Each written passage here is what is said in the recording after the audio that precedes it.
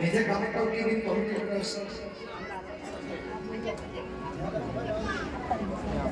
কমিটির নির্জন আসেন, রঘুনন্দন তিনি আসেন।